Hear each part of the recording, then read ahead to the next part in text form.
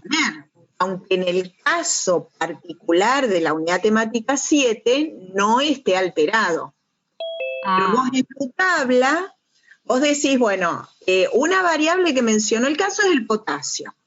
Sí. No importa que ahora no esté alterado, pero si estuviera alterado eventualmente, ¿qué verías o qué signo o qué síntoma podrías relacionar con una modificación? ¿Sí? Bien. ¿En qué unidad temática vos viste o estuvimos trabajando acerca del potasio? Del potasio como una variable, es decir, del potasio en el extracelular. Bien. Y, entonces, profe, es como esta tabla. ¿Al aumento y a la disminución de la variable? Dale, si te animás y están a lo que vamos. No queremos que se pongan a buscar, a lo mejor me falta el signo o el síntoma de la disminución del potasio. Si no lo leyeron, si no lo encontraron en todo lo que han leído hasta ahora y en todo lo que han trabajado hasta ahora, no lo pongan. Bien. Pongan lo que tienen a mano, pónganlo en función de lo que han leído.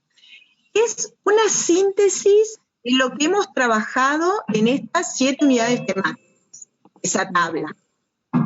Profe, pero puede ser igual que, perdón, que sea más de un signo y síntoma. Porque, por ejemplo, la hemoglobina produce anemia y por lo tanto va a tener 800.000 millones de signos y de síntomas. Muy bien, bueno, está bien, sí, tenés que poner, porque la anemia no es un signo. Es decir, los signos relacionados con la anemia. Claro, o lo mismo con la policitemia. O lo mismo con la policitemia. Tal cual. Bien. Sí, bien. Pero acuérdense que es una tabla. Así que por eso, porque tienen que ser pocos datos. Mencionan. Nada de explicar, no entren en la anemia, es una disminución de la hemoglobina y por lo tanto... Como aumento y pongo, no sé... Esto y esto. Bien. Rubicundés. Esto, bien. Y listo. Bien sintético. A ver si, ya les digo, nos sirve de integración, a ver si tenemos en esa tabla, resumimos todas las variables por las que fuimos pasando, que fuimos estudiando en las distintas unidades temáticas. Y van a ver que estudiamos un montón, aunque por ahí ahora no las vean, pero revisen, vuelvan armen un primer bosquejo de la tabla, y si hay aspectos que no encuentran, vuelvan a revisar los contenidos de las unidades temáticas, vuelvan a revisar las guías de autoestudio, y quieran o no, con esto van repasando. Bien. Profe, y una pregunta más. Perdón que... Dale, aprovechemos. Porque el otro día la profe dijo que probablemente en una hoja entre, pero la realidad es que no entra. Si no les entra, bueno, usen 2 hojas, no se extiendan a 8 hojas, pero hagan últimas 2 hojas. Y bueno, y después ahí vemos cómo adaptamos el criterio de la rúbrica respecto a la condición de entrega. Pero sí, si no lo pueden terminar de completar en una faz, bueno, agreguen. Pero ya les digo, no sé, agreguen una hoja. Más de 2 hojas no. Bien. Buenísimo. Gracias, profe. Perdón, bueno, entonces si los signos y síntomas no los encontramos en el caso, ¿buscamos en la bibliografía que ya tenemos? A ver, buscan en lo que han trabajado hasta ahora. No, porque yo le he entendido a la profe, a Kremer, que solamente era lo que salía en el caso. A ver, ustedes tienen que hacer una tabla con todas las variables que menciona el caso, ¿de acuerdo? ¿Hasta ahí estamos? Hola. Sí, claro. Sí, bien. Y en esa tabla, una de las columnas es signos y síntomas, ¿sí? De manera que tienen que relacionar o tienen que indicar, mencionar para cada una de las variables que hayan encontrado algún signo y síntoma relacionado con la modificación de esa variable. Aunque en el caso no lo mencione, ¿está? Porque estamos haciendo una integración de todas las variables que hemos visto en las distintas unidades temáticas. Tienen que poner una columna con la unidad temática donde vieron esa variable, ¿sí? Y otra columna poniendo signos y síntomas que pudieran estar relacionados con la variable que mencionan. Ahora, a lo que vamos es que no se pongan a buscar específicamente ahora en otra bibliografía adicional cosas que si no las hemos mencionado en los trabajos prácticos o en las guías de autoestudio, no se pongan a buscar en bibliografía extra, ¿está? Es como para hacer un resumen de lo que vinimos trabajando durante estas unidades temáticas. ¿Ah? Bien, bueno. Bien. Profe, yo tengo otra duda. Sí. En realidad tengo un problema con el concepto de variables, que no sé si serían todas las que están en el hemograma o si podríamos, por ejemplo, por ejemplo, el aplanamiento de las vellosidades, ¿podría considerarse una variable o no? Variable es porque todo lo que vos puedas medir. ¿Sí? Bien. ¿De qué forma medirías el aplanamiento? ¿Por un estudio complementario, en una biopsia? ¿Se mide eso? ¿No se mide? ¿Ah? Sí, se puede medir. Hay modificaciones que ocurren por ahí en los procesos, que en realidad son hipótesis de cómo van ocurriendo, se van teniendo evidencias experimentales, pero uno en la práctica no lo utiliza como una variable de diagnóstico. Por eso la relación con el signo y el síntoma. A ver si esa variable a vos la podés relacionar con algo que ves o algo que refiere el paciente. Y eventualmente después indicar un estudio complementario para confirmar el valor que tiene. Pero básicamente una variable es algo que vos podés medir. ¿Sí? Entonces habría que plantear si en las guías en donde esas variables vimos alguna forma de medición y ver si tiene algún valor de referencia. Es decir, para sacarte la duda si es una variable o no, preguntate si tiene un rango normal definido. Bien, bien, bien. Entonces, la pregunta es, ¿cuál es el valor normal de la altura de la vellosidad? Entonces yo no sé si tiene, es decir, un valor normal o al menos no lo hemos visto. Está en la guía de autoestudio de trabajo práctico. ¿Sí? Entonces, nos refiere a lo que estuvimos trabajando. Profe, yo no entendí, porque llegué un poco tarde, lo del que le estaba explicando a la compañera al principio. Lo del signo y síntomas. ¿Hay que poner signo y síntoma en todas las variables o solamente las que están alteradas? Las que encuentren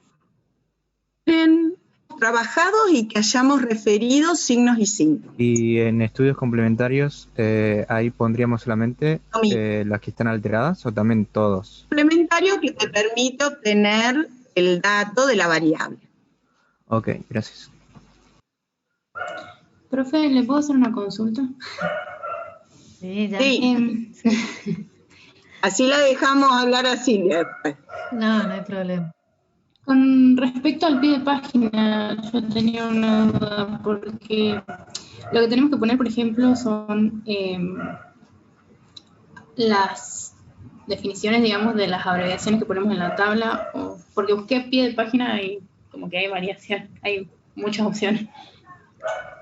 Eso sí lo aclaró sí el viernes pasado. ¿Ah? Bueno. Es decir, el pie de tabla es una breve descripción de lo que se muestra en la tabla. ¿Sí? Claro, que no es pie de página, es pie de tabla. Sí. Ah. Sí.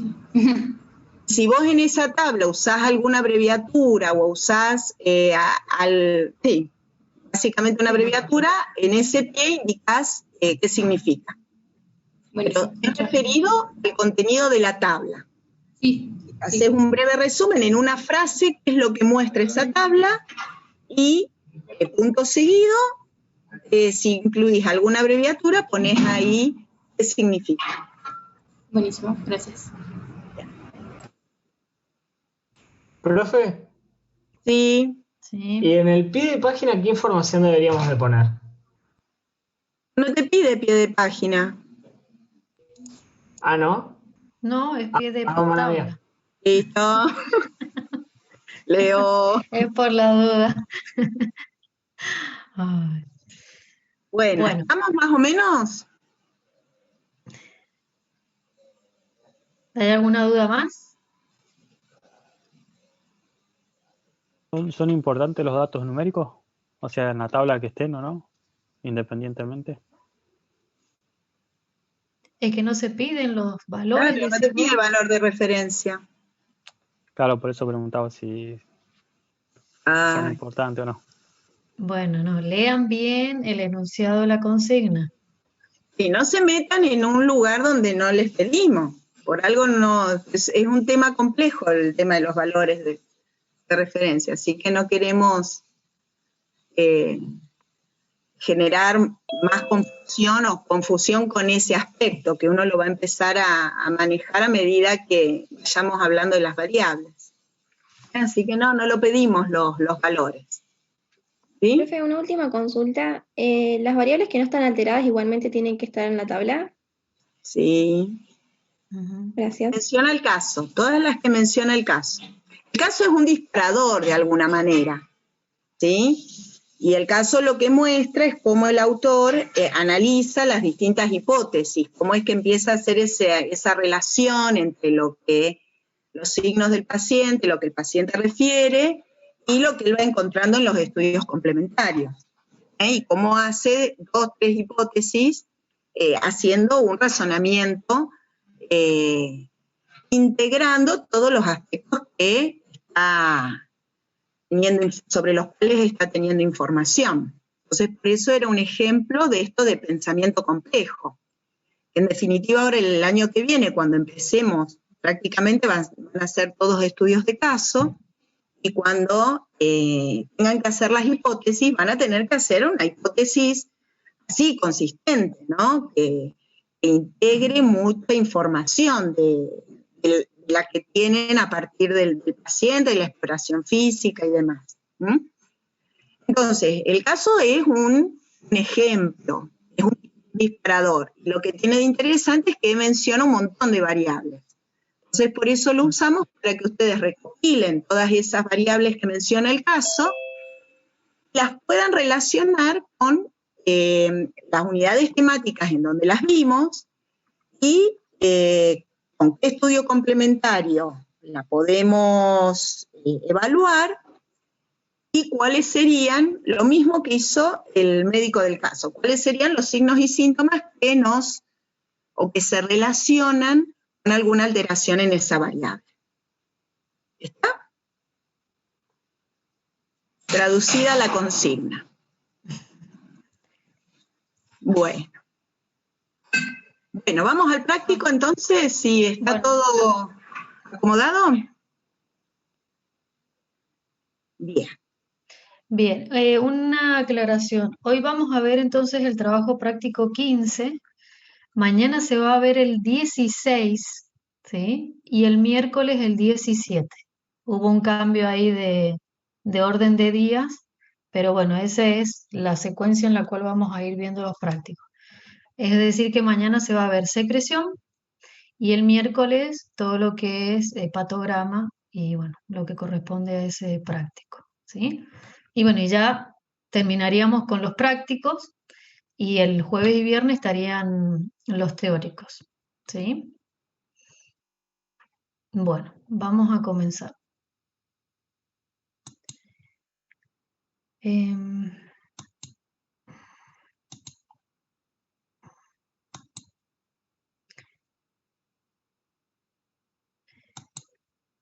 Nos vamos a manejar ya sea por el chat o también lo podemos hacer habilitando los micrófonos, ¿sí?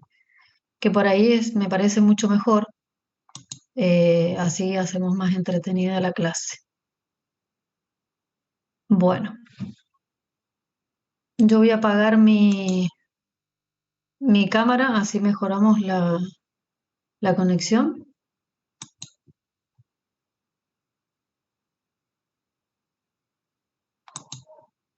Bueno, ¿se ve bien?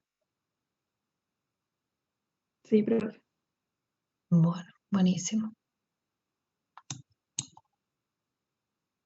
Bueno, entonces acá vamos a ver la primera pregunta, donde tenemos un corte del tracto gastrointestinal, en realidad del tubo digestivo. Entonces, a partir de lo que ustedes saben de histología, biología y anatomía, vamos a identificar las distintas estructuras, principalmente las distintas capas musculares y los plexos nerviosos que estudiaron en anatomía.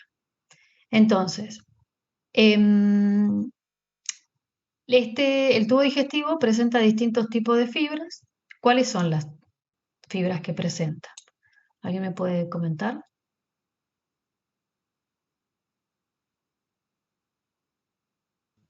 Presenta fibras musculares lisas y estriadas a nivel de lo que sería el tracto gastrointestinal superior.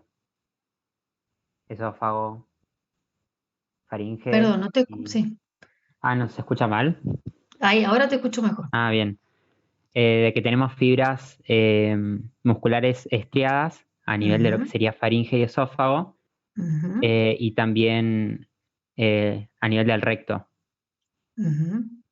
Y después las fibras musculares lisas, que sería el resto del tracto gastrointestinal. Bien. ¿Y qué funciones cumplen estas fibras musculares? Participan en la motilidad. Bien. ¿Y en qué la más? propulsión. ¿Y qué otra cosa más? En la mezcla. Bien, también. Muy bien. ¿En el tono muscular? Bien, mantienen el tono también. Muy bien. Bueno. Y en este dibujo, ¿qué es lo que se puede observar? Por ejemplo, en el esófago, ¿qué es lo que nos presenta? ¿Qué capa nos presenta? Una serosa. Muy bien, muy bien. Bueno, ¿dudas? Profe, yo tengo, Sí. es más bien una consulta, si puede ser, por ejemplo, que a nivel de lo que es la muscular de la mucosa, que están esos haces de fibras musculares, ayuden a aumentar el área de absorción. ¿Puede ser? ¿Dónde? Discúlpame. No, a nivel de lo que es la muscular de la mucosa en el intestino delgado. Sí, también, sí, ayuda. Bueno, Ya lo vamos a ver. Bien.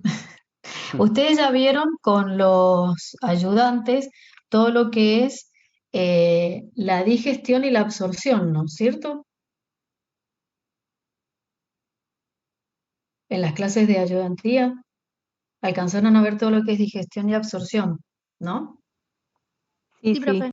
Bueno, entonces, ahora lo que vamos a ver es motilidad y mañana vamos a ver las secreciones, ¿sí? Entonces ahí ya completaríamos la parte de lo que es el tracto gastrointestinal. Ya el año que viene se va a ver todo lo que es la integración y cómo es que funciona todo el sistema. Ahora vamos a ver solamente la parte local. Bueno, vamos a la segunda pregunta. Esto también lo vieron un poco con los ayudantes cuando vieron músculo liso vascular, ¿no? Bueno, la segunda pregunta dice, el músculo liso unitario es parte del tubo digestivo y presenta estructuras que permiten su funcionalidad. En la siguiente foto y modelo están señaladas algunas de las estructuras celulares que seguramente usted ha estudiado en histología. Bueno, quisiera que me comentaran cuál es la función de cada una de estas estructuras. ¿Qué características tienen estas células musculares lisas? Por ejemplo, ¿qué son estos anillos que están acá? Que parecen anillos. Uniones de hendidura para permitir la coordinación de las células. Bien, pero ¿cómo se le llaman? Uniones GAP. Las uniones GAP, muy bien. Luego, estas pelotitas así color rojo que se ven acá, ¿qué son?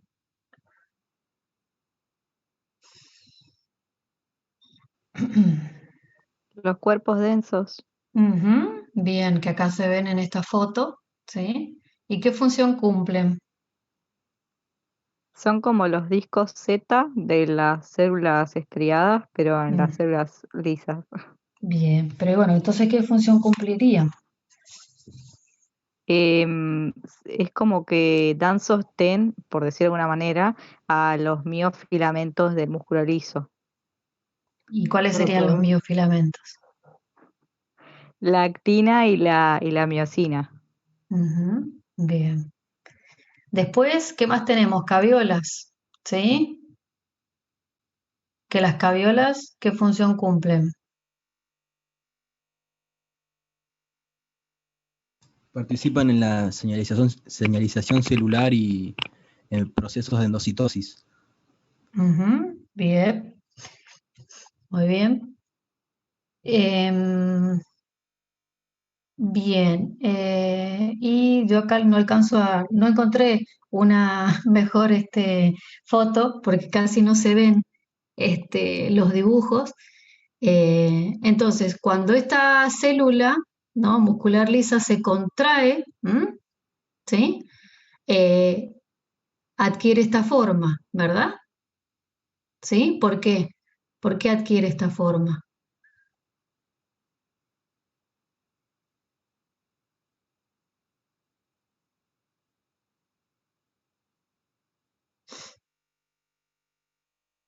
¿Por qué será? ¿Por el acortamiento de los miofilamentos? Sí, pero también ¿por qué? Por la disposición que tienen. Muy bien, por la disposición que tienen. Bien. Bueno. Continuemos, a ver si puedo poner... Entonces, nosotros hablamos de que el músculo liso, ¿sí?, gastrointestinal, está íntimamente relacionado con células modificadas, que son las células intersticiales de Cajal, que ustedes también las deben haber estudiado en histología, ¿o no? ¿O estoy equivocada? ¿Las han visto? Sí. Ah, bueno. Que estas células, ¿sí?, tienen largas extensiones que conectan varias células musculares por uniones GAP. Este tipo celular aparece en el tubo digestivo, principalmente a partir de la curvatura mayor del estómago, y son de dos tipos, ¿sí? Las cis-mi o cis-ap, que son denominadas así por la red que forman alrededor de la región mientérica del plexo de Auerbach, y las cis-im, que se encuentran dispersas en las capas musculares. En el intestino delgado se concentran en la cara interna de la circular, ¿sí?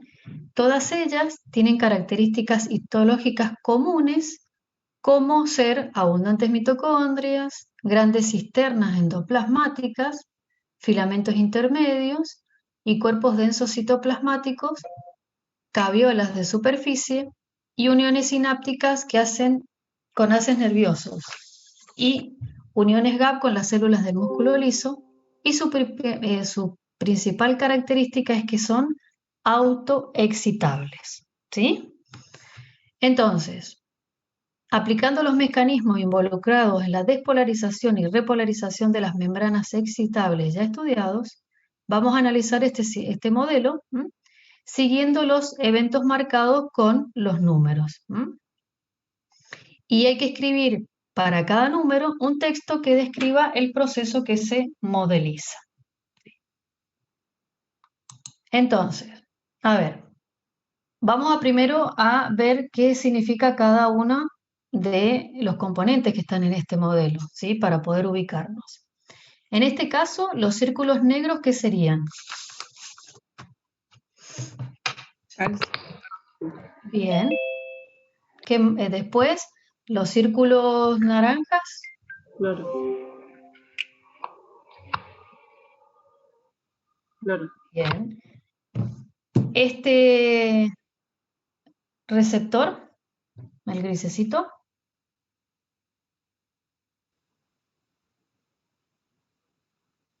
El receptor IP3.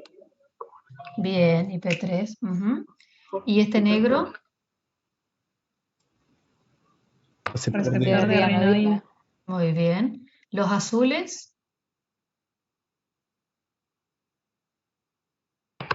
Canales ano 1. ¿Cómo? Canales ano 1. Bien, pero ¿qué son? Ahí tenés la descripción acá abajo. ¿Qué son? ¿Canales? Canales de cloruro activados por calcio. Bien. En realidad son, no, a ver, canales.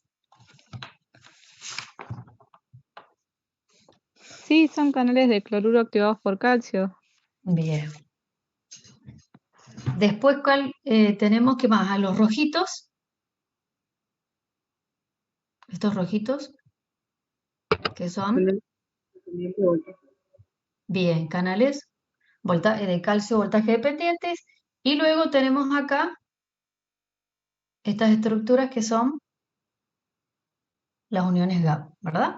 Entonces, vamos a partir del número 1, por secuencia. Entonces, en el número 1, ¿qué es lo que está sucediendo? A ver, ¿hay alguien que lo haya hecho?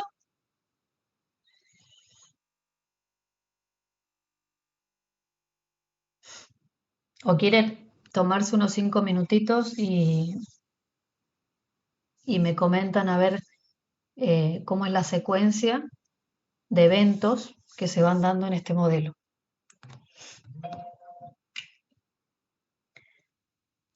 El IP3, que va a ser un mensajero intracelular, se va a unir a su receptor que está en el retículo endoplasmático y va a abrir los canales de calcio.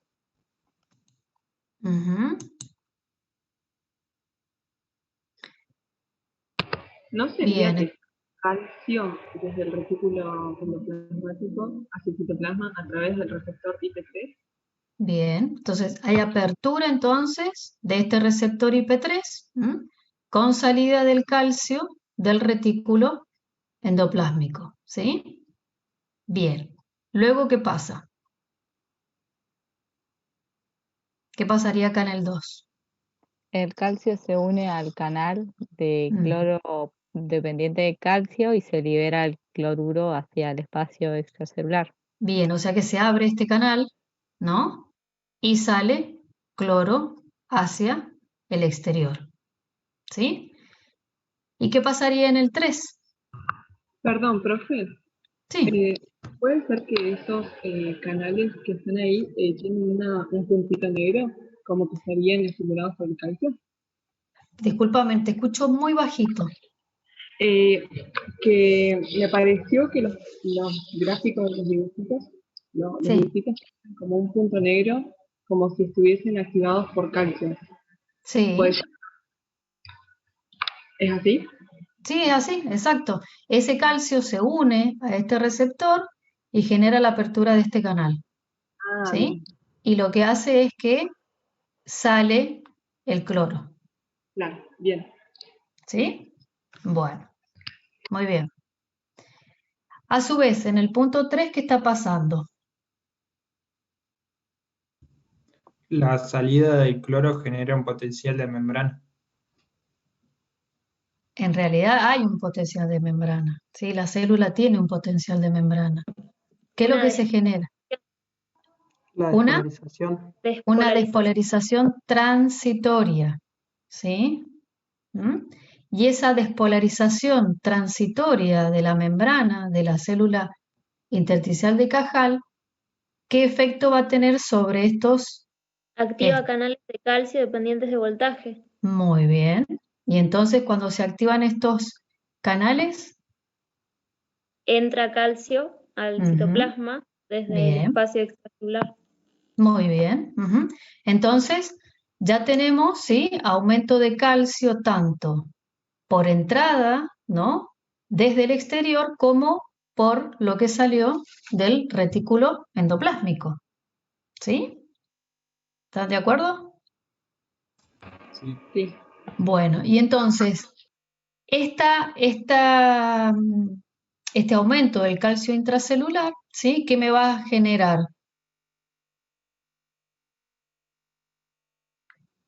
Salidas de cloruro y también potencia los canales de IP3 y de renodina del retículo endoplasmático.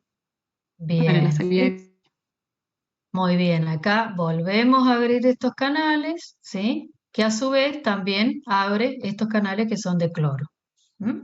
¿Estamos?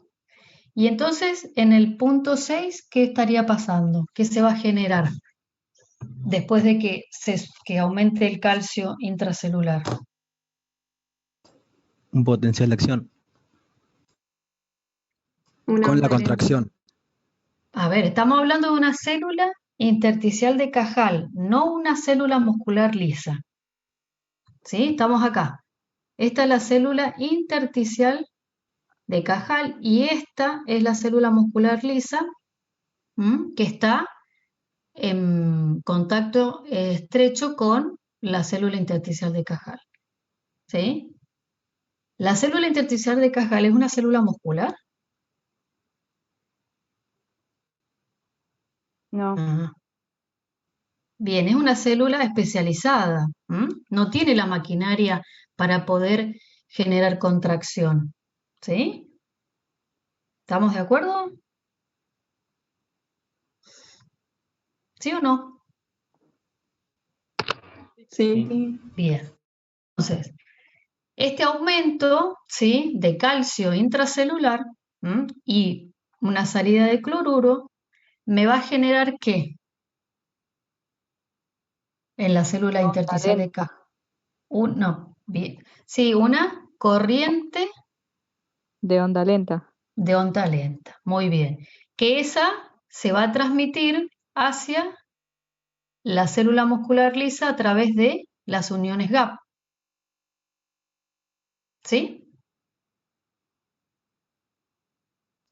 ¿Me siguen? Bien. Entonces, ¿qué va a suceder ahora en la célula muscular lisa? La contracción.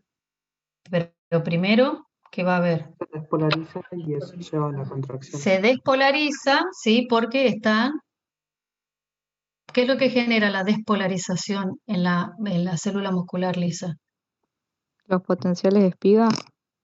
No, todavía no. ¿La corriente de calcio puede ser? La corriente de calcio genera que se despolarice la membrana, ¿sí?, de la célula muscular lisa. Y en la célula muscular lisa lo que vamos a tener, que después lo vamos a ver, son canales de calcio voltaje dependientes. Lo que va a hacer es que entre calcio desde el exterior, ¿sí?, y también en el interior, y va a generar ahí sí la contracción. ¿Se entiende entonces la diferencia entre lo que sucede en la célula intersticial de Cajal y lo que sucede en la célula muscular lisa?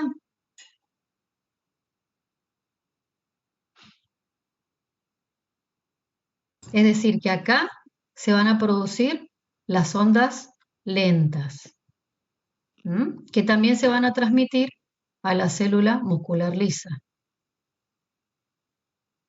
Profe, ¿Sí? Sí. ¿podría repetir el punto 4 y el 5? Así, rápido. ¿Acá? ¿Esta parte de acá? Sí, que no la entendí muy bien. A ver si hay alguno de los compañeros que lo pueda explicar y así vemos si se entendió, si lo entendió el resto. Sería que la despolarización transitoria de la membrana produce la apertura de canales de calcio, aumentan las concentraciones de calcio dentro de las células de Cajal y a su vez ese calcio potencia la apertura de los canales de IP3 y se produce como una oleada de calcio, decía, sería como proveniente de afuera de o sea, extracelular, tanto como del retículo endoplasmático, y eso a su vez lleva a una mayor apertura de los canales de cloro calcio dependientes y ahí se produce la corriente de onda lenta. Bien, acordate que estos canales que están en el punto 4 son canales de calcio voltaje dependiente, es decir que para que se puedan abrir tiene que haber una despolarización de la membrana. Y esa despolarización de la membrana la va a generar la salida de cloro. ¿Sí? Y también el hecho de que tengamos cargas positivas que las da el calcio que acaba de salir del retículo endoplásmico. ¿Se entiende? Ya lo vamos a ver después en un ratito más. Yo sé que es complicado porque no han tenido el teórico, entonces, bueno, se complica un poquito. ¿Quieren que lo resumamos? A ver si quedó, para que quede un poco más claro. Sí, profe. Profe, tengo una pregunta. Sí. ¿Es lo mismo para los dos tipos de células de Cajal que hay, el mecanismo? Sí, es lo mismo. Ah, bien. Es lo mismo. Gracias.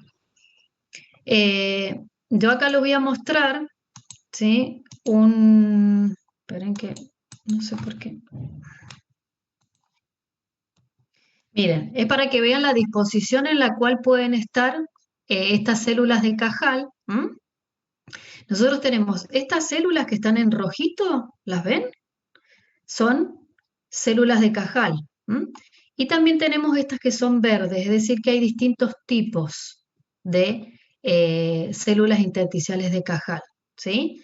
Estas células intersticiales de Cajal están como entremetidas con las células de las musculares lisas, ¿sí? Que ¿cuál sería, qué capa muscular es? La capa circular, ¿sí? No la longitudinal.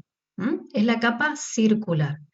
Y además tenemos que en contacto con estas células intersticiales de Cajal, ¿a quiénes tenemos?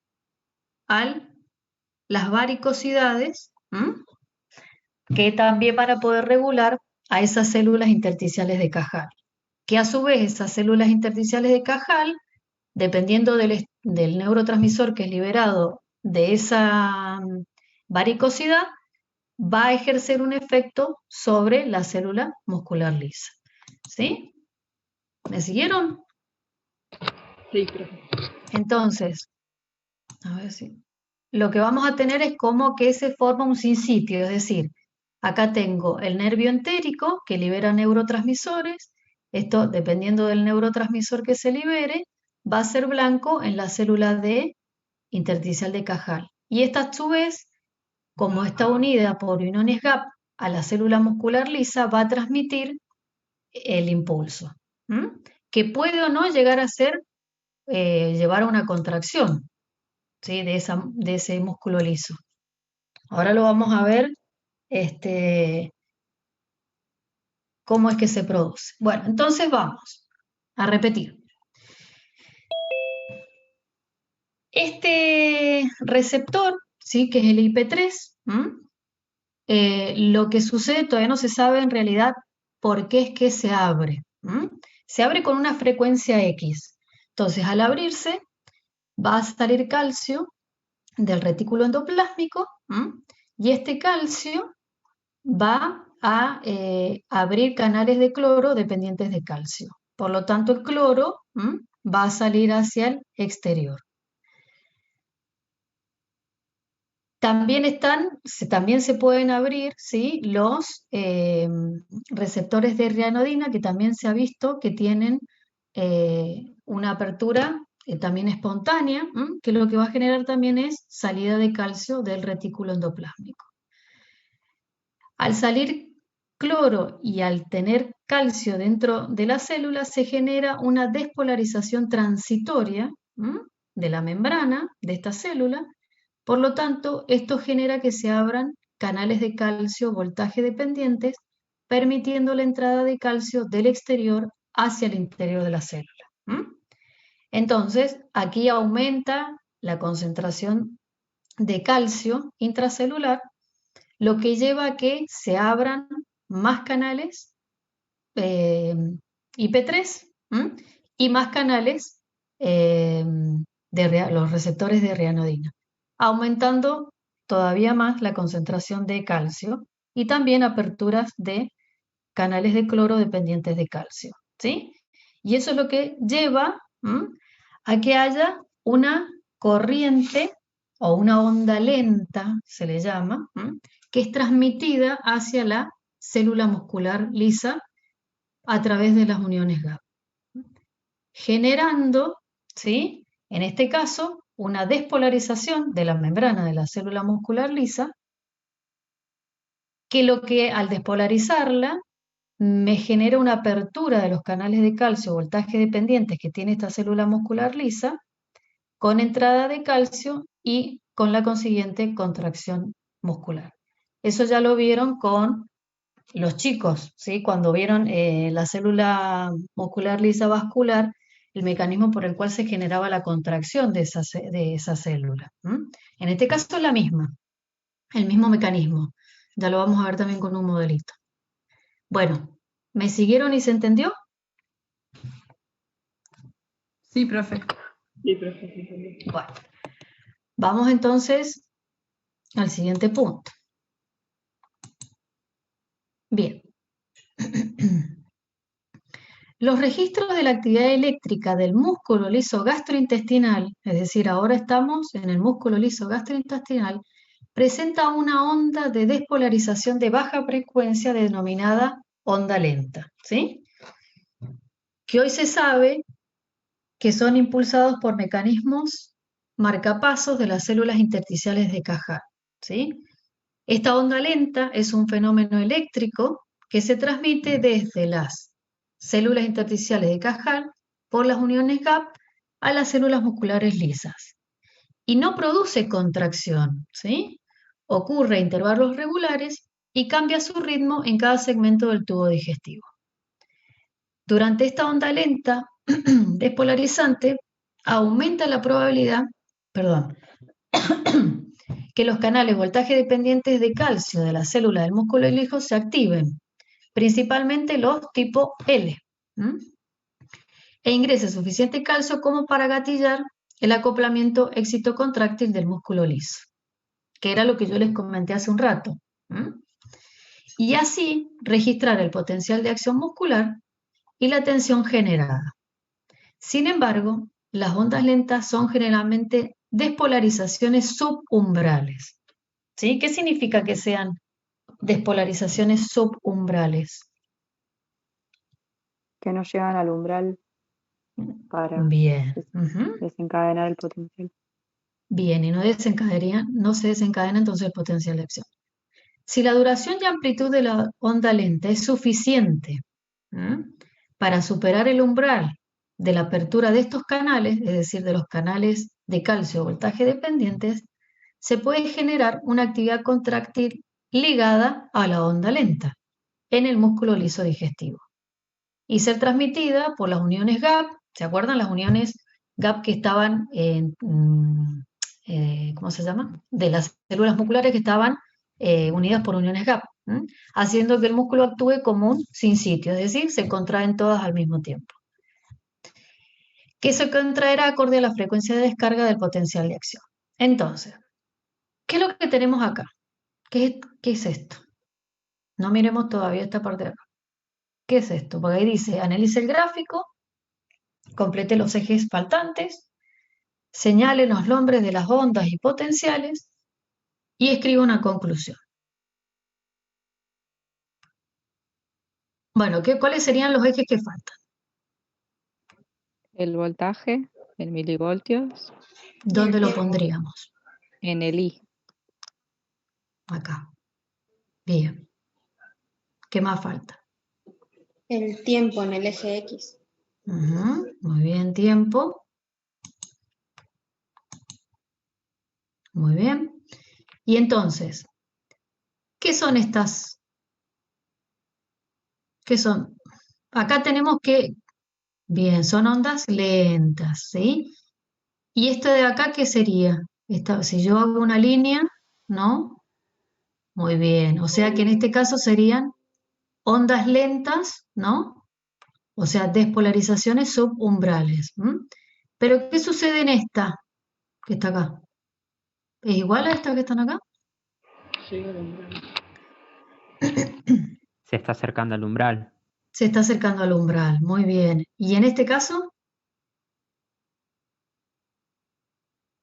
En este caso, ¿pero cómo se le llama esto? ¿Espiga? En espiga. Bien, pero también se llama, se lo conoce como espiga. En espiga. Sí, ¿quién iba a hablar? ¿Nadie? Bueno.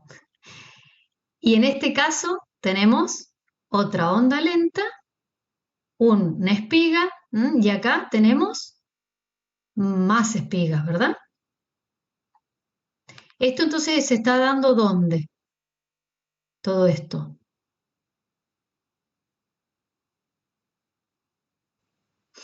En las células musculares.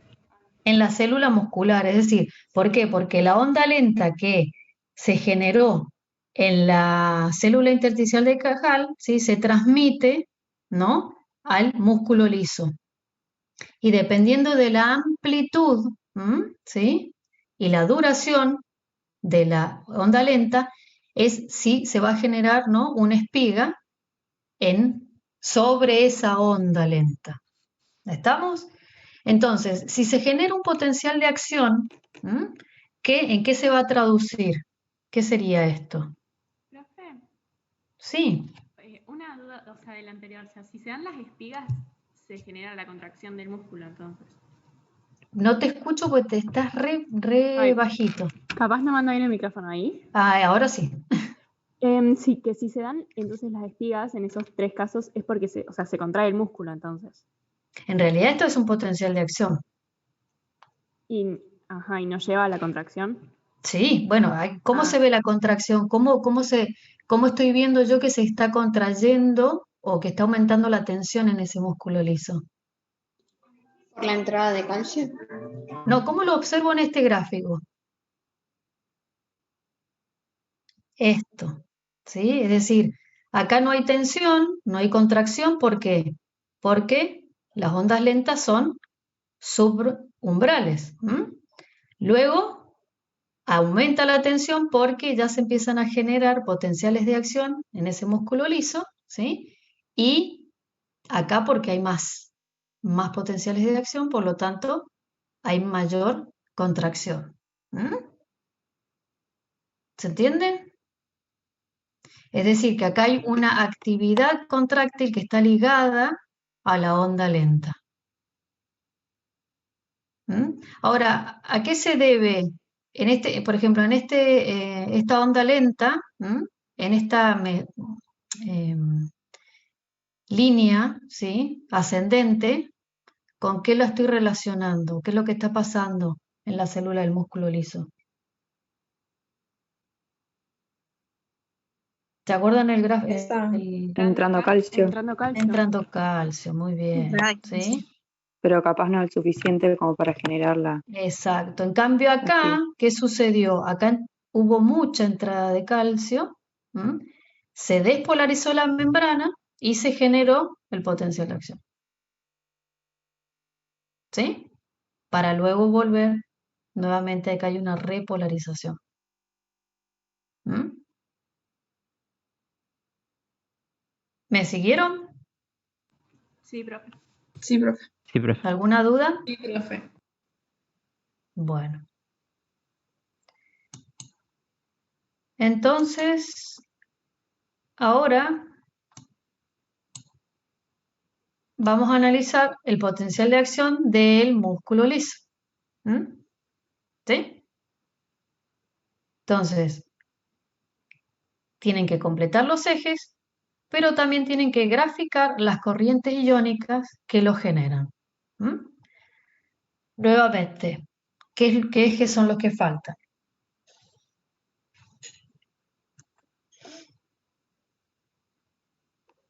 Voltaje y tiempo. Bueno, muy bien, voltaje, o sea, potencial de membrana, y tiempo. ¿Y cómo serían entonces las corrientes iónicas que los generan? Un aumento de calcio. Bien, pero si yo tuviese que graficarlo, ¿cómo sería? Esa corriente de iones, ¿sí? ¿Qué sentido tiene? ¿Van hacia el mismo sentido, si van hacia adentro de la célula o todas van hacia afuera? Hacia Pues, adentro. bien, entonces si el calcio en realidad va hacia...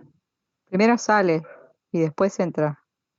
Como, o no. Ah, no, eso de Como primero encajar. sale y después entra. Sale el cloro. Estamos hablando del músculo liso, ¿sí? No estamos hablando de la Estaba célula de confundiendo Cajal con de Hace que están medio perdidos. Perdón. Yo te entiendo, yo te entiendo. Esto es del músculo liso, ya estamos en el músculo liso. ¿Sí? ¿Qué dice acá? ¿Que estos son canales De calcio. de calcio? ¿Y esa B qué significa? Son de voltaje dependiente, ¿sí? ¿Mm? Entonces significa que en esta parte del potencial, ¿no? Que sería la despolarización, ¿está Ingresa que calcio. entrando o saliendo calcio a la célula, de la célula? No, entra. Entra. Bien, entonces, si yo tengo que dibujar la corriente iónica del calcio, ¿cómo la dibujo?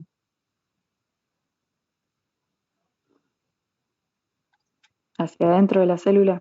No, no entiendo la pregunta. ¿Sería como para abajo? Exactamente, o sea, para abajo, ¿sí? La corriente es hacia adentro, ¿sí? El calcio. ¿Mm? Y luego, ¿qué sucede con el resto de los iones? En este caso, el potasio. Y el potasio sale. Bien, Se abren entonces, canales de potasio y el potasio sale.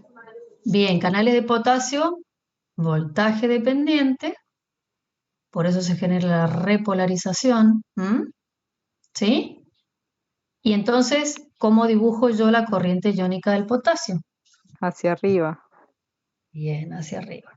Entonces tendríamos una así, la otra, ¿no? Hacia arriba. Pasa que ustedes están acostumbrados a no dibujar las corrientes, sino que ver en realidad cómo son, cómo es la apertura de los distintos canales en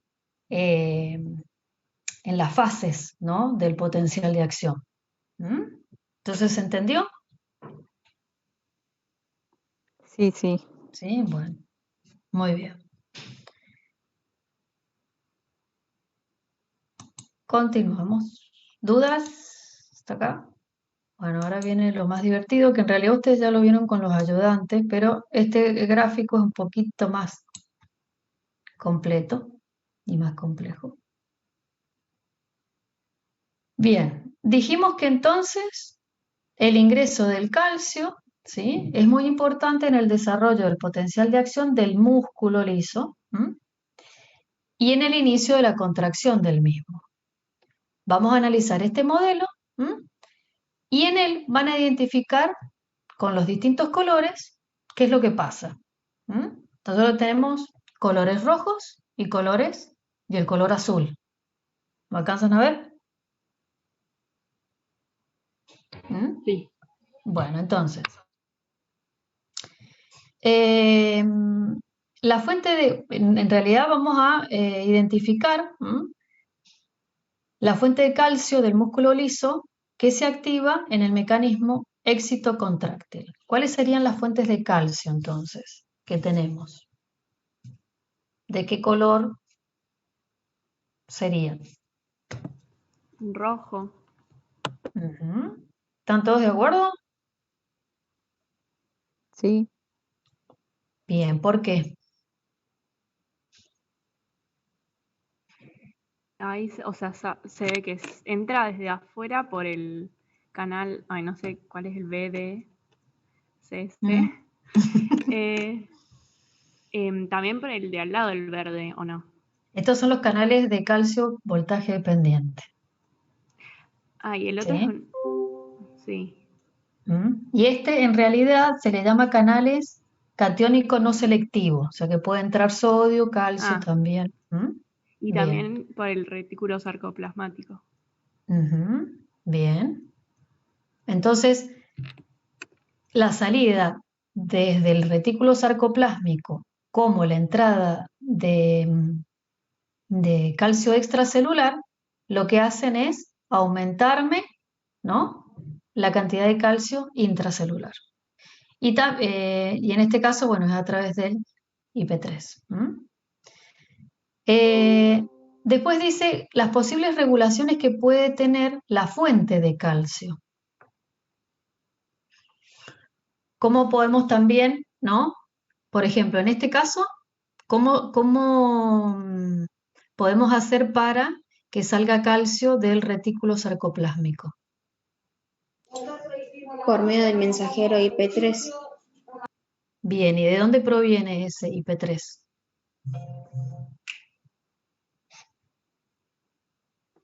De la disociación de PLC beta en IP3 y diacilglicerol.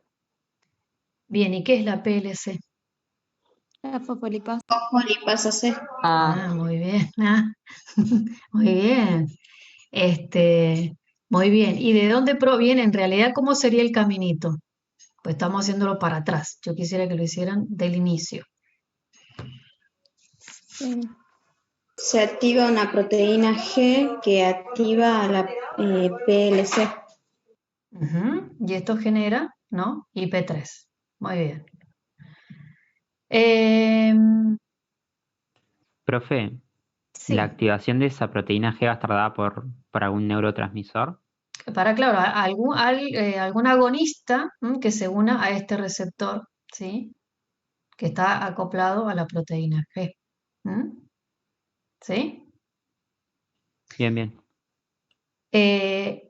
Bien, ¿y cuáles son los mecanismos que llevan a la contracción y cuáles son los que llevan a la relajación? En el caso de la contracción, hagamos el caminito para la contracción. ¿Cómo sería? Ustedes lo vieron con los ayudantes. ¿Qué pasa con ese calcio intracelular que acaba de aumentar por todos esos mecanismos que recién hablamos? ¿Qué sucede con este calcio intracelular? Se une a la calmodulina y forman un complejo proteico que va hacia las cadenas de miosina livianas y se produce la fosforilación. ¿Cómo que se va? ¿Qué hace este complejo? Bueno, no, la palabra sería se difunde en la célula. No, ya está dentro de la célula, ¿sí? Está en el citoplasma de la célula, pero este complejo, ¿sí?, ¿qué hace sobre esta quinasa? La activa. La activa, ¿sí? Es una enzima, la activa, ¿sí? Y al activarla, esta quinasa, ¿dónde es que va a actuar? ¿O sobre quién va a actuar?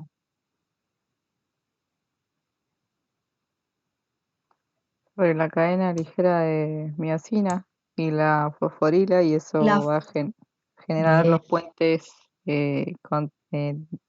los puentes cruzados y por lo tanto la contracción. Bien, entonces, el caminito sería este, ¿no? Y llegamos hasta la fosforilación de ¿De quién dijiste? ¿Quién es esta? Miosina. La cadena liviana de miosina. ¿Sí? Que facilita la formación de los puentes cruzados. Y se produce entonces la contracción. ¿Sí? Ahora bien, ¿cuál sería el mecanismo de relajación? O los mecanismos que llevan a la relajación. Para que se relaje este músculo, ¿qué es lo que tiene que suceder?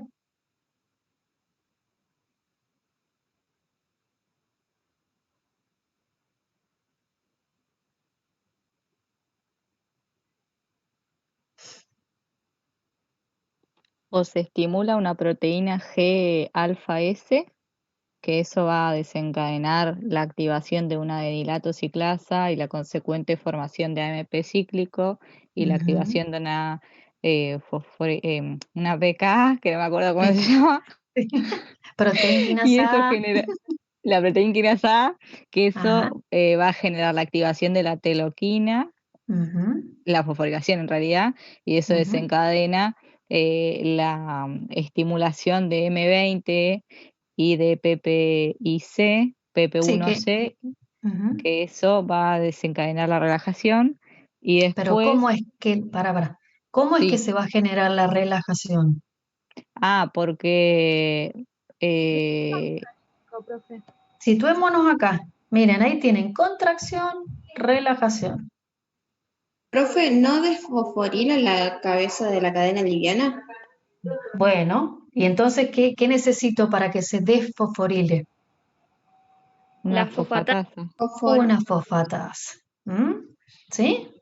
¿Estamos? Entonces, para que se active esa fosfatasa, los mecanismos que tengo son estos que son de color azul.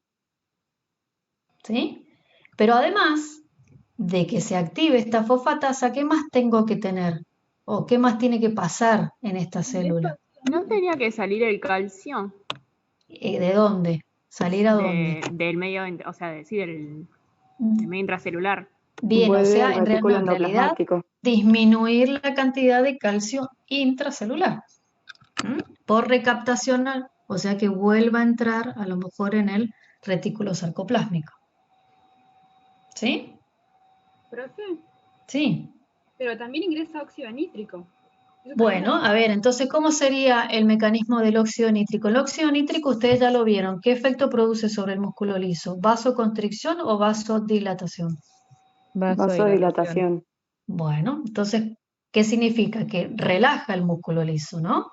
Claro. Del endotelio. Bueno, entonces en este caso, estamos hablando obvio de digestivo, pero bueno, ¿cómo es que va a relajar al músculo liso? ¿Cómo sería el mecanismo? A ver, el óxido nítrico difunde porque es un gas. ¿Y qué sucede? Acá.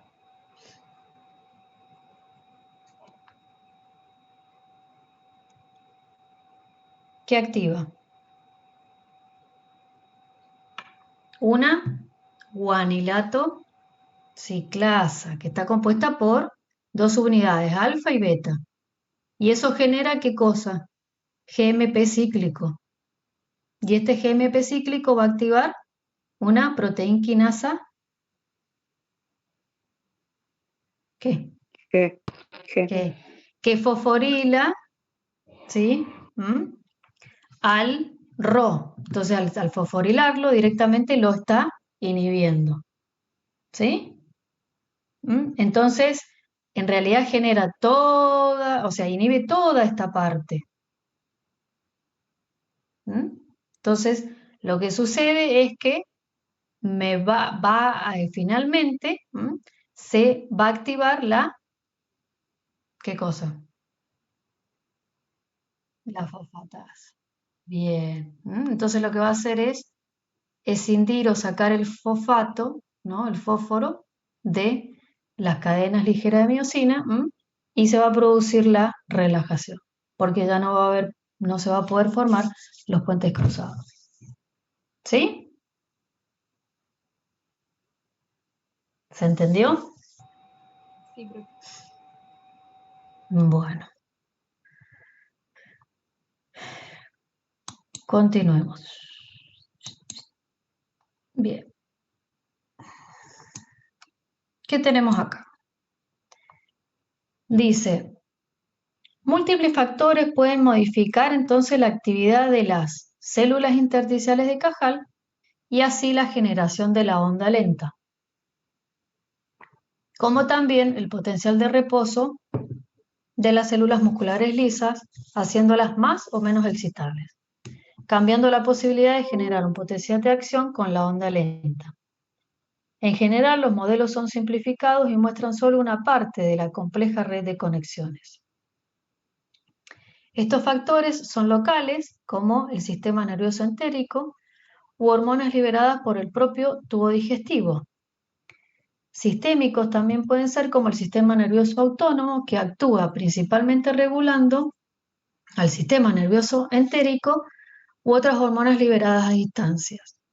También el sistema inmune o eventos mecánicos en la luz tubular. ¿Sí? Entonces tenemos que el sistema nervioso entérico es uno de los principales factores que regula la motilidad, siendo la acetilcolina, liberada por el sistema nervioso entérico, uno de los principales mediadores que la estimulan. En las células intersticiales de Cajal, la acetilcolina aumenta la amplitud y el tiempo del potencial. Entonces, analiza el siguiente modelo sobre su acción a nivel del músculo liso. Esto de la pregunta 7 no están los modelos, ¿sí? Así que no lo vamos a realizar. Sí vamos a analizar este modelo y vamos a describir el mecanismo de acción que tiene la acetilcolina sobre la célula lisa digestiva. Bien, ¿quién me puede decir o comentar cómo es el mecanismo de acción de esa acetilcolina? ¿Se acuerdan de las varicosidades que yo les comentaba? Que estaban y que podían liberar neurotransmisores. Bueno, este neurotransmisor que se libera en este caso es la acetilcolina. Una vez que se libera esa acetilcolina, ¿qué es lo que hace en la célula muscular lisa digestiva?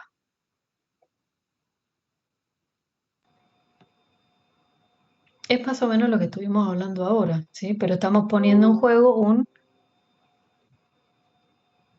neurotransmisor. Receptor muscarínico. Bien, ¿de qué tipo? M3. Bien, y entonces, una vez que se une, la proteína G. ¿Y luego? La PLC. ¿Qué es eso? La fosfolipasa C. Y a su vez, bueno, a ver, háganme todo el caminito completo. Hay dos caminitos, ¿no? Y es lo que hemos estado viendo hasta ahora. Lo que pasa es que estamos poniendo un neurotransmisor en juego.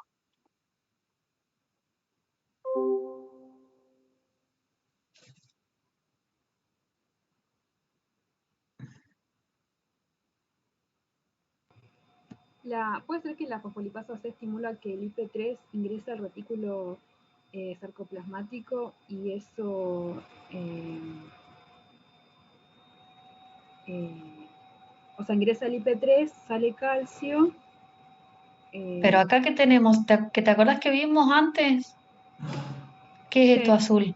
El receptor. Los receptores de IP3. Bien, entonces el IP3 en realidad no es que entra al retículo, sino que se une a su receptor en la membrana del retículo sarcoplasmático. Bien, ¿y qué hace al unirse? ¿Qué genera? Estimula la liberación de salida de calcio. ¿Pero cómo? ¿Qué se abre este canal? ¿Sí? Acuérdense que todo tienen que hacer la secuencia de los mecanismos. Para que salga este calcio es porque este canal se tuvo que abrir. Sale el calcio del retículo sarcoplásmico o sea, dentro mismo de la célula de Cajal. No, estamos hablando de la célula lisa. No es una célula, estamos hablando de una célula muscular lisa. y no se une al receptor dependiente de calcio que genera que se libera el cloruro y eso genera después que se genere el potencial. No, eso de la célula de Cajal, no dije nada.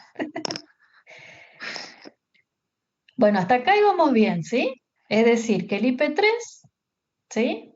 Hace que el receptor de IP3 se abra ese canal y salga el calcio del retículo, ¿no? ¿Y qué pasa en esta parte de acá? ¿A quién tenemos? ¿A qué otro receptor? Al de rianodina. Y ese receptor de rianodina, ¿cómo es que se abre? ¿Quién lo abre?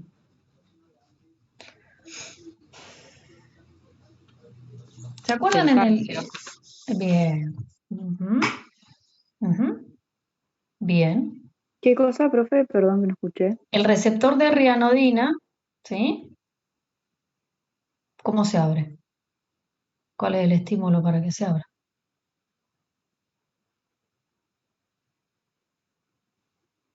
El calcio. El calcio.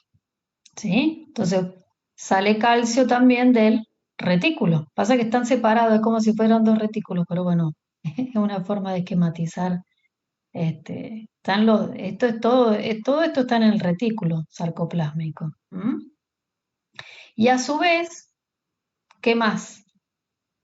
Si aumentó el calcio dentro de esta célula, ¿qué pasa con el potencial de membrana? Sí.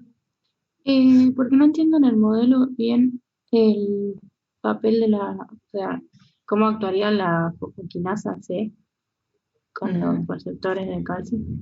No. Claro, porque lo inhibe. No, acá ¿qué dice? No, arriba porque hay como rojito y un negativo. Arriba no lo veo. Ahí donde estaría el BK Channel, canal que dice, Sí. entre medio de las dos flechas. ¿Es un signo negativo? Parece que sí, pero no, yo no alcanzo a ver acá. Acá en realidad la fosfoquinasa C lo que hace es estimular, o sea, aumenta la sensibilidad del calcio. ¿Sí? Sí. Entonces, pero, con los canales de calcio del retículo también. y claro, y acá lo que hace es que al aumentar el calcio, ¿sí? Este calcio, en realidad, el calcio que se liberó, hace que se abran los receptores de rianodina. Entonces sale también más calcio. Y al aumentar la cantidad de calcio intracelular, ¿qué pasa con la membrana o el potenciante de membrana de esta célula muscular? Se despolariza. Se despolariza y entonces al despolarizarse, ¿qué se abren? Se abren canales Más voltaje canales dependiente de calcio. de calcio. Y ya vimos en el gráfico, en el modelo anterior, qué pasaba cuando aumentaba el calcio intracelular. ¿Qué sucede? ¿A quién se une? A la calmodulina. Bien, ¿y eso genera? La contracción. La contracción. ¿Sí? ¿Estamos? Bien. Bueno, entonces la acetilcolina en realidad produce contracción del músculo liso digestivo. ¿Profe? Sí. Ahí con los canales que dice BK, después el calcio va a estimular también la repolarización con el potasio. En realidad, ¿qué es lo que qué canal es? Es para el potasio, ¿verdad? ¿Sí? Y que acá también faltarían en realidad ¿se acuerdan cuando vimos el potencial de acción anterior? ¿Qué otros canales estaban? Los de cloro. No, en el potencial Los canales de acción. dependientes de voltaje de potasio. De voltaje, es decir, que a medida que se está despolarizando la membrana, también se están abriendo los canales, ¿sí? Lentos de los voltajes dependientes de potasio, por lo tanto empieza a salir potasio. Entonces empieza a repolarizarse la membrana para volver al reposo. Claro, pero esos canales BK pueden ser que sean activados por el calcio. Pues sí, exacto, son activados por el calcio. Genial, gracias. Un tipo de canal, exacto, activados por calcio. Pero son de potasio. Sí, sí. ¿Se entiende? O sea, empieza a salir potasio. Profe, entonces tendría que estar el signo de positivo entre las dos flechas, porque aparece como negativo de la PKC. Sí, esto ya lo voy a ver de a qué se refiere. Se los busco y mañana lo resolvemos, ¿les parece? Bueno, sí, eso es lo que le preguntaba, profe, por eso no entendía. Está bien. Sí, mañana vuelven a tener clase conmigo, así que yo les busco bien esto y veo de qué se trata. Bueno, ahora viene algo un poquito más complejo, ¿sí? Que es el reflejo peristáltico o mientérico. Nosotros nos dice que se puede definir entonces, ¿sí? Que el sistema nervioso entérico es una compleja red de circuitos neuronales del tubo digestivo que funciona mediante reflejos locales, es decir, que son reflejos cortos, y también en forma integrada con el sistema nervioso autónomo, que es externo, para regular y controlar las funciones gastrointestinales, motoras y secretoras. Y a esto se le llaman reflejos largos. Esta parte de acá, que son los reflejos largos, los vamos a ver el año que viene. Ahora vamos a ver los reflejos cortos, es decir, local. Entonces nos centramos en el estudio de los reflejos locales y podemos reconocer como principales estructuras a quiénes. A las neuronas aferentes intrínsecas primarias, que se las llama, en realidad las conocemos como IPAN, que estas están en contacto con el epitelio entérico y son traductores sensoriales ante estímulos mecánicos y o químicos, principalmente relacionados con corrientes de sodio que ingresan a la célula. Transmiten la información a otras neuronas, pero esta información no es sensorial, ¿sí? Y se encuentran en ambos plexos nerviosos y son neuronas colinérgicas. Después tenemos neuronas motoras que inervan las capas musculares del tubo digestivo, vasos sanguíneos y las glándulas. Sus cuerpos celulares se encuentran en los ganglios mientéricos, algunos en los ganglios submucosos, y se las puede dividir tanto en excitatorias como inhibitorias. Y los principales neurotransmisores relacionados con las neuronas excitatorias son acetilcolina y las taquininas, que serían la sustancia P, y neuroquininas.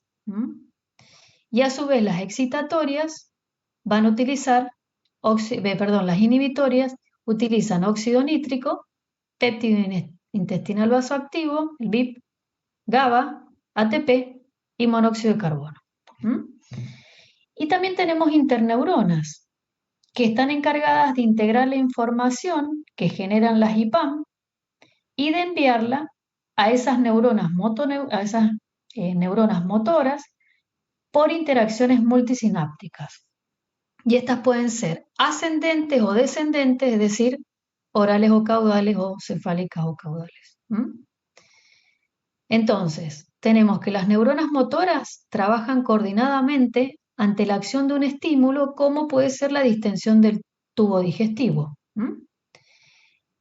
Las inhibitorias reciben la información por las interneuronas y actúan mediante óxido nítrico y BIP sobre las células musculares lisas, produciendo relajación en la parte caudal al estímulo.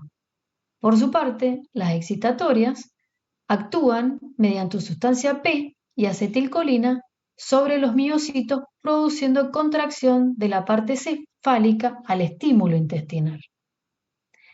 Estas ondas de contracción que se propagan a lo largo del tubo digestivo y que mezclan y promueven el movimiento del contenido alimenticio hacia la región caudal son denominados movimientos peristálticos.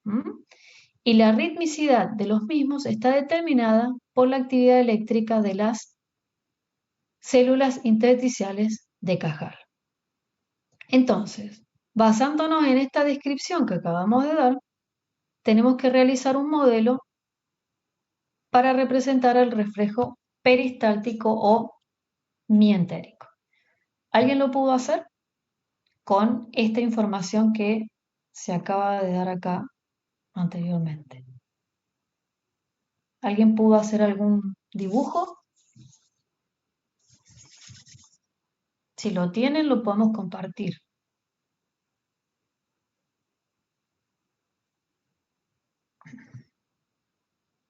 ¿Están?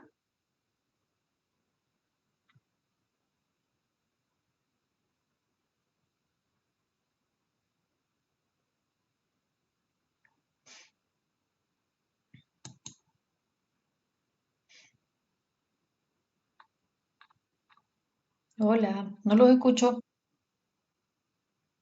Ah, están. Bien, a ver.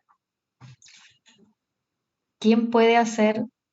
Ah, están calladitos. Sí, se nota. Han quedado medio mareados, me parece.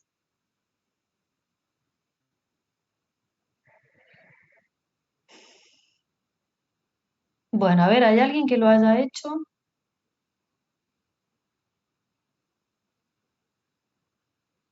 O se anime, aunque sea empezar con algo.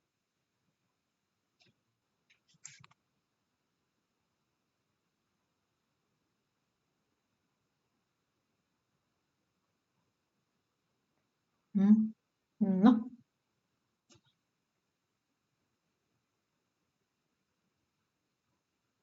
Bueno, yo les voy a poner un modelo y les doy 2 minutos para que lo puedan analizar y me gustaría que alguien pudiera explicar cómo es que se genera este reflejo. ¿Les parece?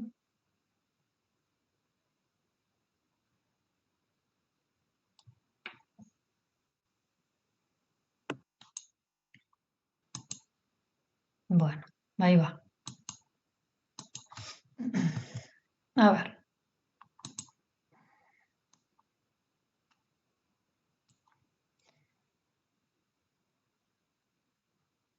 ¿Se alcanza a ver el dibujo? Sí, se ve. Sí, profe. Entonces, con la información que tienen acá, ¿sí? A ver, ubíquenme las neuronas aferentes intrínsecas primarias. ¿Dónde estarían? Esa rojita que está ahí en el medio. ¿Esta? Sí. Bien. ¿Qué dice de esta IPAM? ¿Que está en contacto con qué? Con el epitelio. Bien, con la Epitelio mucosa, entérico. es decir, acá. Muy bien, ¿sí? O sea que el bolo alimenticio va a venir por acá, por la luz, ¿no? Del tubo digestivo. Entonces, en este caso, por ejemplo, el estímulo va a ser la distensión que va a ser sensada por esta IPAM. O puede ser también estímulos químicos, en este caso es un estímulo mecánico. Entonces, esta distensión, ¿sí? Estimula esta IPAM, y este IPAM, ¿qué pasa con este IPAM? ¿Dónde es que hace sinapsis? Con las interneuronas. ¿Y a dónde están esas interneuronas?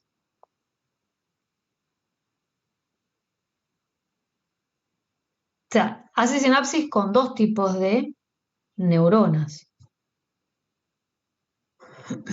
A ver en el chat. Bien, en el plexo mientérico.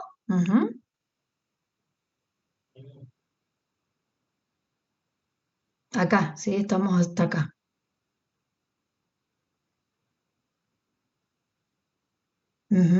Y bueno, y acá se hace sinapsis con esta neurona que está acá. ¿Qué tipo de neurona es? Motoneurona. ¿Es una motoneurona? Bien. ¿Excitatoria o inhibitoria? Según lo Excitatoria. Excitatoria. Pues estamos del lado, en realidad, ¿qué? Cefálico o oral. Y esta motoneurona, ¿qué es lo que va a hacer? ¿Qué libera? Libera ¿Qué le dice? acetilcolina. Ah, bien. ¿Y la acetilcolina que acabamos de ver que hace en la célula muscular lisa, en este caso de la circular, ¿no? De la capa Genera la circular. contracción. Bien, genera la contracción. ¿Y para qué va a generar esta contracción? ¿Por qué se genera esta contracción? ¿Qué beneficio me genera al contraer esta parte?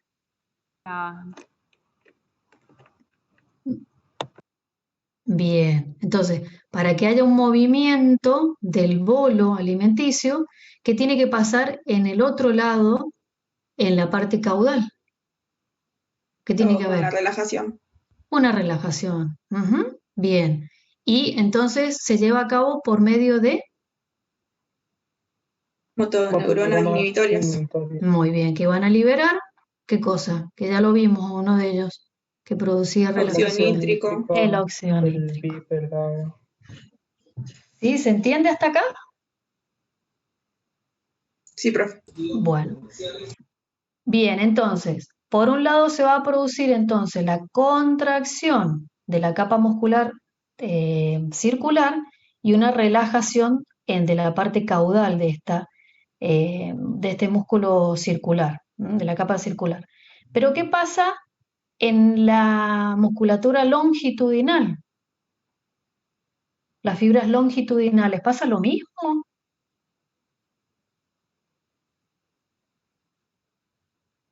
¿No pasa al revés? Pasa al revés. ¿Qué pasaría en este caso? Se acorta el segmento porcional y se relaja la porción más cefálica o oral. Bien. Entonces, todo lo contrario de lo que pasa en la circular. Entonces, como ven acá, la IPAN, ¿sí? Al tener o al generar sinapsis con distintas interneuronas y motoneuronas, y dependiendo del neurotransmisor que se libere, es la acción que se va a producir en esas células musculares lisas. Puede ser contracción o puede ser relajación. ¿Sí? ¿Se entiende? Profe, ¿puede repetir lo que pasa en la longitudinal? ¿De qué lado se contrae? Porque no alcanzo a ver en el diseño. En este lado se relaja, en el lado cefálico, y en el lado caudal se contrae. Todo lo contrario a lo que pasa en la muscular circular. Y acá podemos ver otro dibujito más simple, en realidad. Profe, pero Sí. ¿por qué pasa eso? ¿Qué funcionalidad tiene? O sea, no entiendo. Y a ver qué funcionalidad tendría. ¿No sería la propulsión del bolo alimenticio? Claro, exacto. Claro, sí, pero por la relajación de la parte oral. O sea, está bien que es otra capa muscular, pero no sé, no pensé que se relajaría por eso. Sí, porque es como que se retrae la longitudinal. ¿Sí? ¿Estamos? Miren en este dibujo. Sí.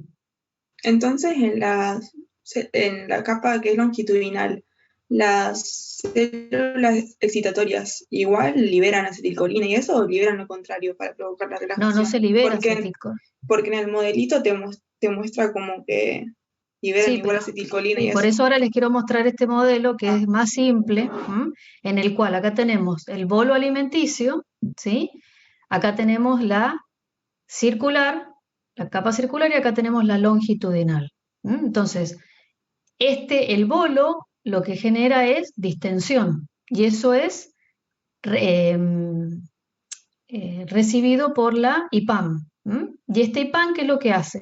Por un lado, se produce la contracción, ¿sí?, del lado cefálico, ¿sí?, y la relajación del lado caudal.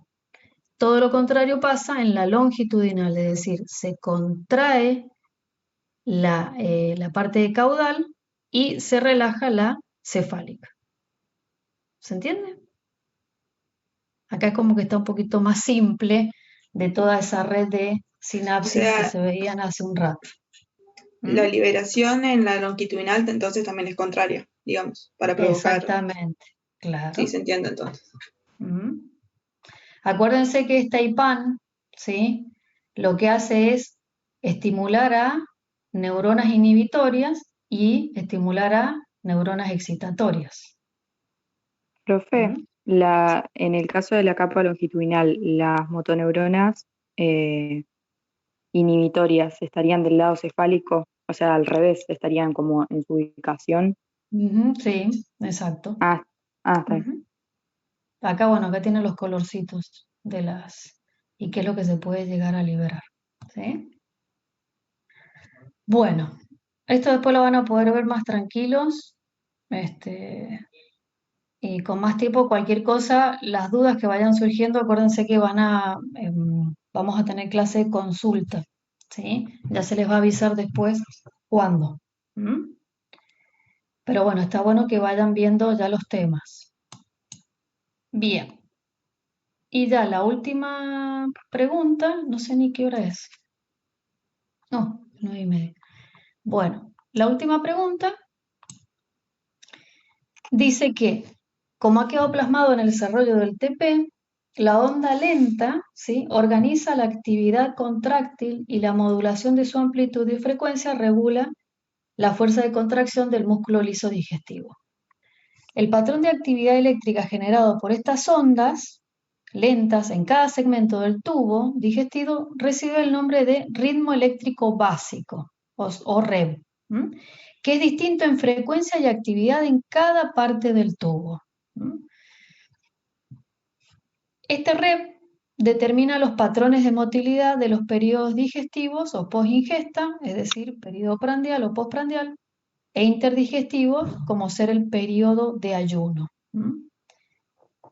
Los patrones de motilidad post-ingesta están relacionados con la función de cada parte del tubo digestivo, ¿sí? Porque no todo, o sea, cada parte del tubo tiene distintas funciones, que pueden dividirse en dos grandes patrones: peristaltismo propulsivo y segmentación, por contracciones no propulsivas. Es decir, la segmentación es la mezcla, ¿no?, del bolo alimenticio. Los patrones de motilidad interdigestivo está compuesto por el complejo motor migrante, que se compone de 4 fases. En la primera hay poca o nula actividad, en la segunda existe actividad intermitente e irregular, y en la tercera hay mucha actividad, la cual es rítmica y en ráfagas, y van a la frecuencia de las ondas lentas, y la cuarta fase es un periodo corto donde la actividad es intermitente, dando el paso a la fase 1, es decir, que volvemos a la 1. Este complejo motor migrante se repite con ciclos cada 90 a 120 minutos y puede ser interrumpido por la ingesta de comida. Estos movimientos limpian el estómago e intestino de residuos alimenticios que impiden el sobrecrecimiento bacteriano. Entonces, ustedes van a ver que en el práctico ustedes tenían acá la palabra basal, ¿sí? Sáquenla, porque en realidad basal es como estar en el periodo interdigestivo o en ayuno. Entonces solamente vamos a comparar el estado postprandial y el interdigestivo. Entonces, a partir del texto y de lo que hemos trabajado, tienen que señalar el tipo de actividad eléctrica, es decir, potencial de membrana, el REB, potencial de acción, y la actividad mecánica, es decir, propulsión, segmentación y el complejo motor migrante, que le corresponde a cada sector del tubo en estas dos situaciones que se presentan en el cuadro. A ver cómo lo llenaron, si es que lo hicieron. ¿Lo pudieron hacer? Este práctico me parece que no lo han visto ustedes antes.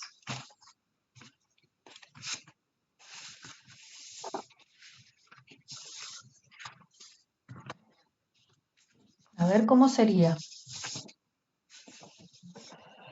Por ejemplo, acá, postprandial significa que ¿hay comida o no hay comida? Hay comida. Hay comida, o sea que hay un estímulo. ¿Mm? ¿Qué pasaría en el esófago con respecto al tipo de actividad eléctrica?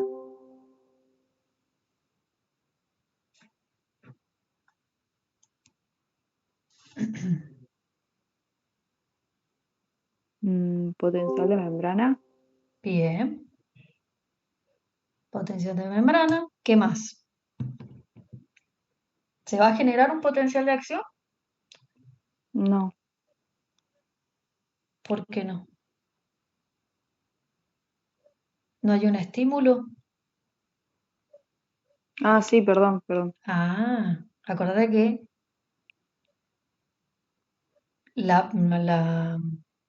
la última parte del esófago tiene músculo liso, ¿sí? Y tiene eh, ritmo eléctrico básico.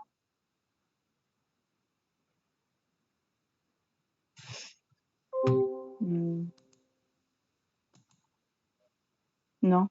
Bien, no. En el caso del estómago, bueno, y con respecto, perdón, a la actividad mecánica, ¿qué es lo que pasa acá? ¿Qué pasaría en el esófago cuando hay comida? ¿Dónde está el Propulsión. bol? Hay propulsión. Muy bien. Pasamos al estómago proximal. ¿Qué pasaría acá con la actividad eléctrica?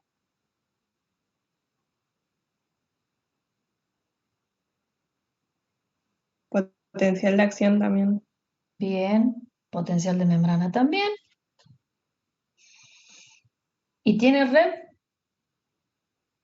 Del estómago proximal, ¿sí? No. No. Muy bien. ¿Y qué pasaría con la actividad mecánica? Profe, ¿cómo dijo en actividad eléctrica? PAM, perdón, potencial de acción, potencial de membrana y no tiene el REV. ¿Y el esófago también tendría los dos potenciales entonces? Esa es. Ok. Y con respecto a la actividad mecánica en el estómago proximal cuando hay comida,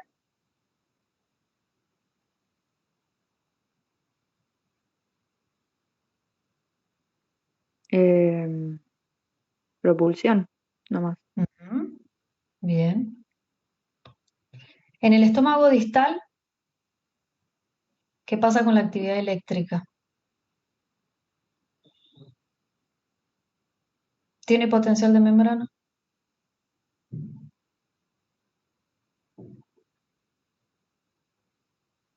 Sí, tiene los dos potenciales y también está el ritmo eléctrico básico. Bien, el ritmo eléctrico básico, muy bien. ¿Y con lo de la mecánica? Bien, acá dice, no sé, Camila, Victoria, propulsión y mezcla en el estómago, pero distal, ¿me decís, Victoria? Estoy leyendo el chat.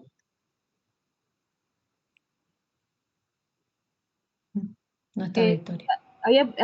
Pensé que era proximal, pero no es distal, ¿no? Ah, bien, exacto. Bien, pasamos al intestino delgado. Profe, ¿cuáles eran? Propulsión y mezcla en el estómago distal. Ah, Y en el intestino delgado, ¿qué tipo de actividad eléctrica tenemos? ¿Tenemos potencial de membrana? Sí, Sí. ¿Potencial de acción? también. Bien. ¿Y ritmo eléctrico básico? También. También. ¿Y acá cuál sería la actividad mecánica en el intestino delgado?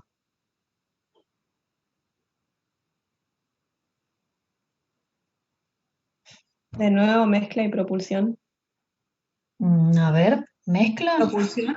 No, para mí propulsión nomás. Propulsión y también Y también el complejo motor migrante. No, pero eso ya vamos a hablar. Estamos hablando cuando hay comida, ¿sí? Segmentación. Y segmentación. Segmentación, muy bien. ¿Y en el colon?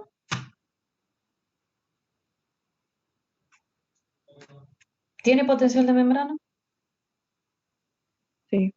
Bien. Tienen ¿Potencial de los acción? 3 tipos eléctricos. Los 3, muy bien. ¿Y qué tipo de actividad mecánica tiene?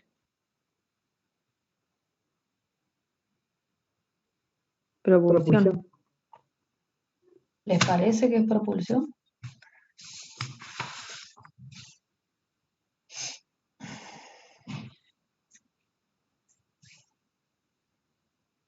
¿Segmentación o no? Es segmentación, claro, es mezcla. ¿Sí? Bueno, entonces, esto sería cuando nosotros cuando hemos comido. Ahora, ¿qué pasa en el periodo interdigestivo? Es decir, cuando estamos en ayuno. En el esófago, ¿qué va a pasar?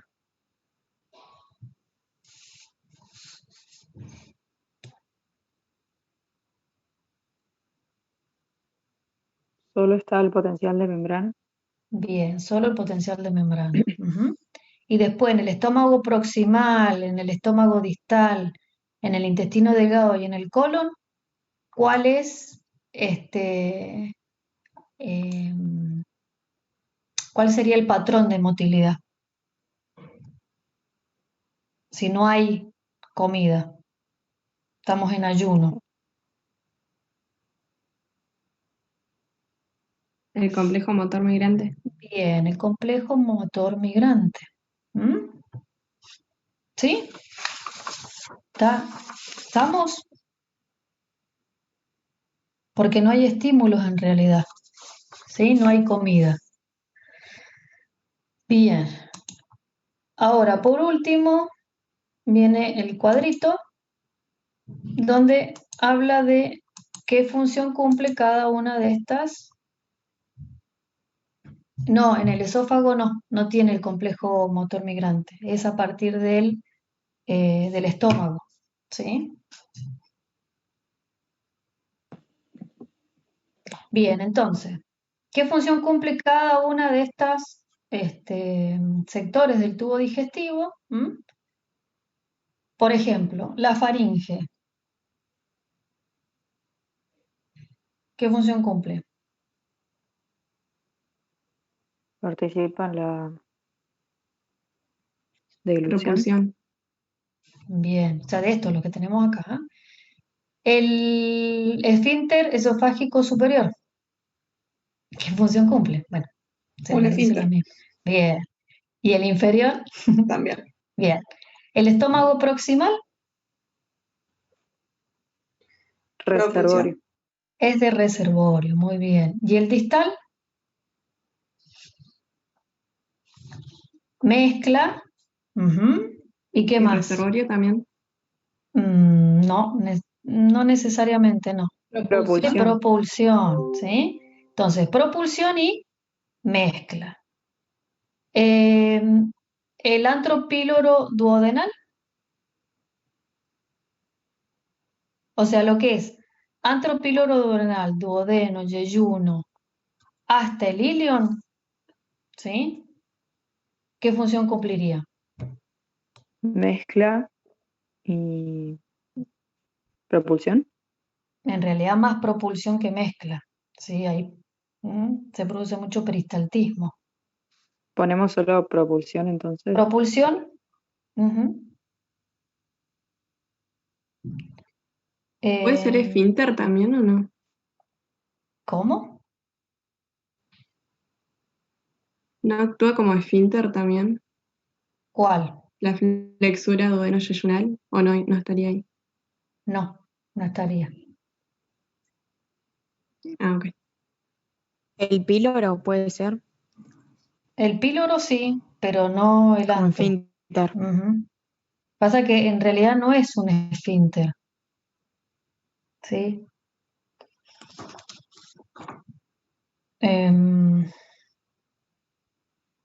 Bien, la válvula iliocecal.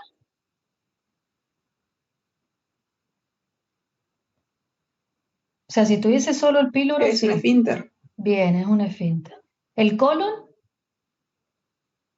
¿Qué función cumple?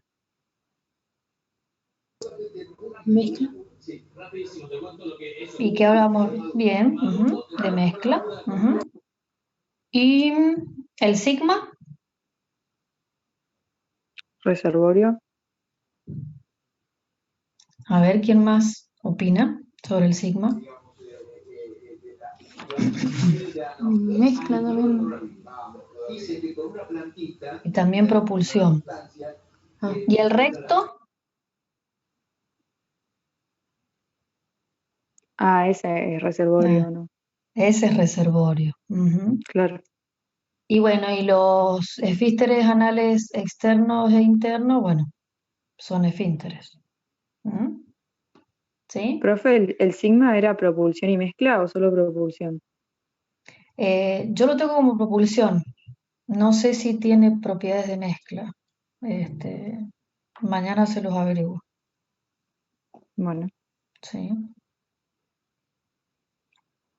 Bueno, yo sé que este tema es bastante complejo porque, bueno,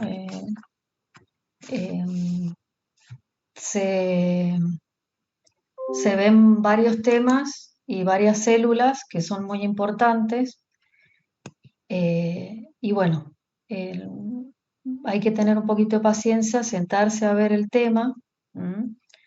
Y bueno, cualquier duda que surja, ya saben, tenemos entonces la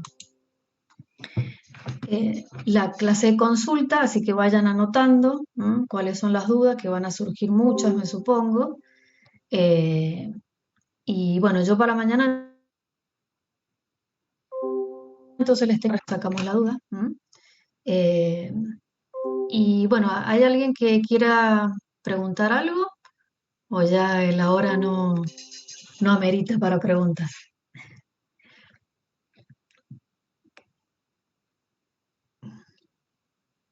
Profe, a mí me quedó una duda. En el punto 8, el cuadrito, el primero, la actividad eléctrica del estómago, esófago, bueno, todos en el interdigestivo, ¿cuál sería? En realidad en el esófago solamente tiene potencial de membrana y el del estómago hacia el colon está el complejo motor migrante cuando no estamos en ayuno, ¿sí? Es decir que hay unos pequeños movimientos, ¿sí? Pero que se dan en ayuno. Ya cuando consumimos comida y llega el bolo alimenticio, ¿sí? Ya el complejo motor migrante deja de funcionar y ya pasan a funcionar los distintos mecanismos, los otros mecanismos que tenemos para contraer el músculo. Claro, ¿sí? pero eso no sería mecánico y el eléctrico. Y en el eléctrico tenés todo potencial de membrana, como hablábamos. Bien, bien. ¿Sí? La única diferencia es que acá aparece, a partir del estómago proximal hasta el colon, el complejo motor migrante. ¿Sí? Ok. Buenísimo, gracias. Bueno, de nada. Bueno, los libero. Mañana nos volvemos a ver para ver secreciones. Por favor, vean el práctico porque son